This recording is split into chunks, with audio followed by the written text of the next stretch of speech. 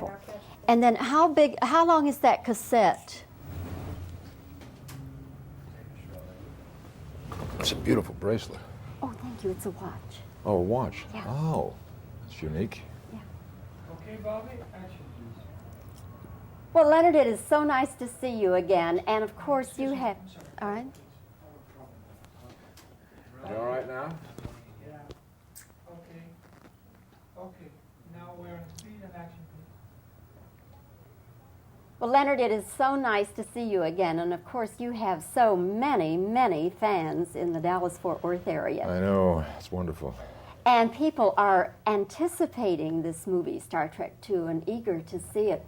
Of course, we've been reading all the reports and the controversy about Spock, is he dead or isn't he dead? And I think it's kind of a shame in a way that all that broke out because of, well, it kind of triggers the ending. But to discuss the controversy a bit, Leonard, do you believe that it was just all studio hype, or in actual fact, did you kind of want to set that as a prelude to getting out of all this Star Trek business? I didn't really know where it would lead. I had no idea. I think probably it's led to more and better future Star Trek films because the film is being so well received. And I think that what happens in the film is so well done by all the various people involved that I think it's going to be a tremendous entertainment film that a lot of people will want to see, and a lot of people will want to see a number of times. So I don't think any of us could have predicted what the impact would be, but we did take a chance, and I think that's important. When we did the Star Trek series back in the 60s, nobody could predict what the future of Star Trek would be. None of us had any idea that 16 years from then we would still be doing and talking about Star Trek. So, but as far as Spock dying, yes. Now, when it was shot, Yes. he was definitely dead. Finished, yes. All right. Then, after the public was in such an uproar about it, then you gave a statement saying no, that you had looked at it, and that he wasn't really dead. No, I didn't say that. What did you say? I may have been misquoted. All I said was that I hadn't seen the film until last night, and I really didn't know how the picture ended. I said that there may be possibilities at the end of the picture, but I didn't say that he was not dead. There's been a lot of interest in the subject, and a lot of people have written about it and talked about it. It's possible that somebody had me saying something or that somebody else said, perhaps it was attributed to me. My feeling has always been that we do the scene honestly, do it sincerely, without any attempt to fool anybody, and the audience, I think, is deeply moved by it, and then begins to discover that there are possibilities. And those possibilities sent me out of the theater very high and excited about having had this terrific experience with this picture that is fun, entertaining, funny at times, very moving, and then suddenly say, well, wait a minute, where are we going from here? It seems as though we're going somewhere.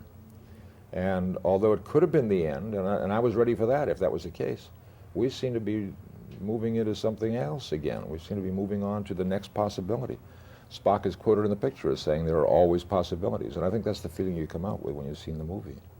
Well, I am sure I speak for all your fans. We do not want this to be the end of Spock. Okay. We'll see what we can do. We've got to find you. I tell you something. In the next one. I tell you something. I'm delighted to hear that. I'm very flattered. I feel pretty much the same way. And there's a man who was responsible for putting this picture together who would like to hear that.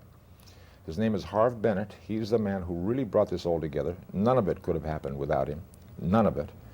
And he developed some exciting and imaginative ideas, and I think he's put together a wonderful film with a lot of talented people. Nicholas Meyer, the director, Jack Sowers, the writer, the other actors. He should hear from people. People should be writing to him now after they've seen this picture. Let him know what they think of the picture, and let him know what they feel about the future. He'll listen. He's a man with an open mind. Leonard, when the TV series was running, and then on the network, and then subsequently when it was put into syndication, is Spock the one who gets the most fan mail? There was a lot of mail. I never really kept count of my own or anybody else's, but there was I was getting a lot of mail when the show went on the air, and I don't know how many thousands of pieces. I'll tell you a charming story about that. The first week after the show had been on the air for the first time, one day somebody at the studio brought me some mail. There were maybe 10 or 15 pieces of mail, and I sat down during a lunch hour, and I autographed pictures and sent notes to all these people. And I thought, well, once a week I can do that. You know, it doesn't take that much time. 3 or 4 days later, they brought a stack about that big, and there were about 70 or 80 or 100 letters. And I thought, well, this I'll have to spend the weekend doing. The next week it came in a sack about that high, and it just kept growing from there, and I had to give it up. You know, we had no way of knowing what was going to happen. I really thought, how nice, there are 15 to 20 people that want to write to me, you know. But it got to be a gigantic thing, the mail did. Leonard, when you were in China on the Marco Polo project, which was wonderful, let me say. Thank you. Did you run into Trekkies in China? No. China is very short on television and extremely short on American television. They only have 2 or 3 hours of TV a night, 1 or 2 channels, I think. Most of it is educational and government-oriented, government-sponsored shows about the country, kind of propaganda things that are happening in China, and informational shows for the people. We saw, while I was there for 5 weeks, I think maybe once or twice, an American television show, not from a series, maybe it would have been a special or something like that. But they didn't know me at all. They'd never seen Star Trek. Leonard, wasn't that a strange feeling, though, because you can't go anyplace else on planet Earth and not be recognized. So wasn't that strange for you in China? Well, it's strange, and yet in a way it was an interesting experience, because for the first time in a long time, I could walk out on the streets and crowds of people and not be taken for anything special, you see, so that I could really communicate with people as a human being rather than as a personality or a well-known actor. I could sit in small restaurants where families were having their meals and sit right down at the same family table or whatever. And there was a language barrier, but they had no idea who I was. It was kind of interesting to be able to be anonymous in a society like that. Leonard, how do you explain the phenomena of the Trekkies? Well, it's so difficult to answer that question in a short time, but there are a lot of elements. Maybe the most important are the group of people that are on the show are accepted as a family who really work well together and care about each other. People like that. They like the interaction of the characters, which I think this picture, this new Star Trek, captures very successfully. And it's a show that taps the imagination, doesn't it? It's about the future and about the way things might be 200 or 300 years from now. It's based on good scientific credibility. It's not a fantasy series or film. There's good, solid foundation for all of the ideas that are presented.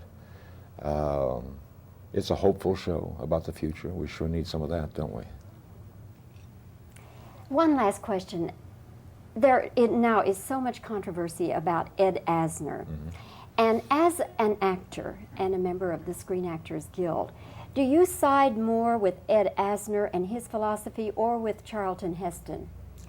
Specifically in what sense? In terms of whether he should be speaking out on political issues or whether the Guild should be politicized? Or is that what you're asking about? Well, Ed Asner, I think, has tried very hard to do some very decent and sincere things. I'm not sure he's gone about it in exactly the right way. I think maybe he could develop some more skills in his public handling of these questions. There is right on both sides. I don't think there's a right or wrong, but there's a way to do these things. And when he speaks, I think he realizes now that he's got to make it very clear whether he's speaking as president of the Screen Actors Guild or whether he's speaking as a private citizen. It's a touchy situation. He had been able to speak freely before he became president of the Guild as a private citizen. Now suddenly I don't think he realized that when he talked on political issues or labor issues or whatever, that he was representing thousands and thousands of people and that not all of them agreed with him and wanted him to be doing that. I think he's learned his lesson.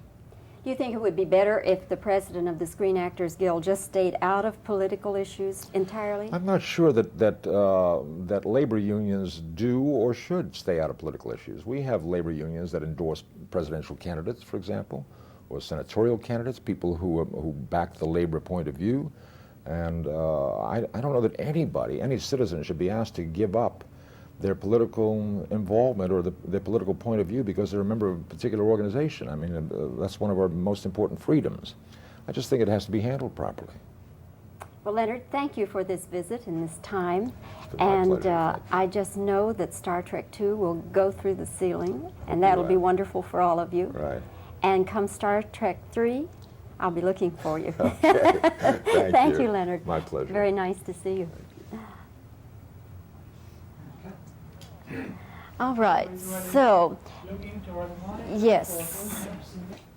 All right, I'm rolling here now. Okay, look at the monitor over there. That is your. That's my fix, huh? That's your message. All right. Squad. And I'll give you some reactions, and then I'll give you some questions. Yes, whatever Okay. you want. Okay. Roll, please. Rolling. Wait a minute. Cut it. Keep the people quiet there. Now we're rolling again. You have to live with it. Okay. Wait a minute. I'll Just tell get a you little louder, when. that's all. Okay. Okay. Action, please. Excuse me, let me just come out this way.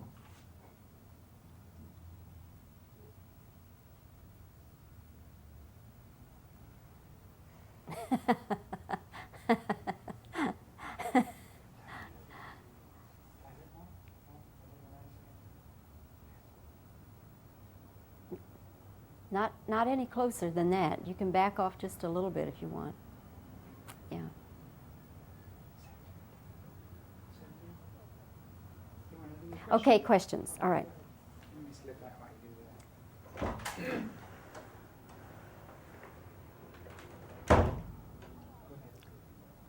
All right, Leonard, we need to clear up this thing. What is your feeling about the ending of the movie? Spock, does he live?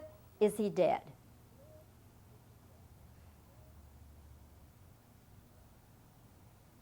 Okay. But there is a possibility that he could still be living.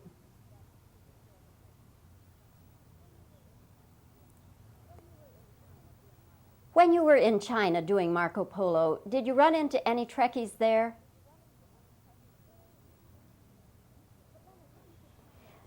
But Leonard, didn't you kind of miss it going out into the streets of China and not being recognized at all?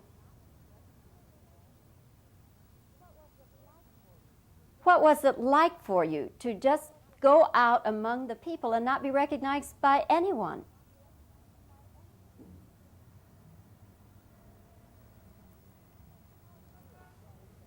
How do you explain the Trekkie phenomena?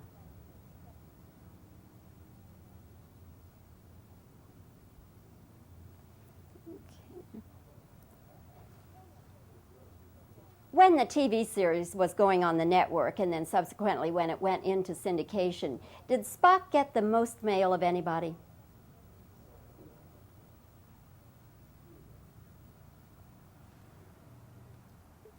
Okay.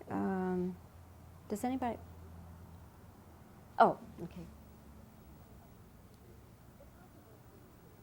The controversy in the Screen Actors Guild, Ed Asner's philosophy versus Charlton Heston's, which side do you agree with most? Do you think it would be better if the president of the Screen Actors Guild did not have any political views?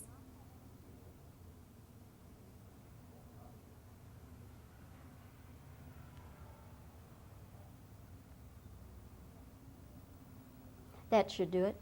Wonderful. Okay.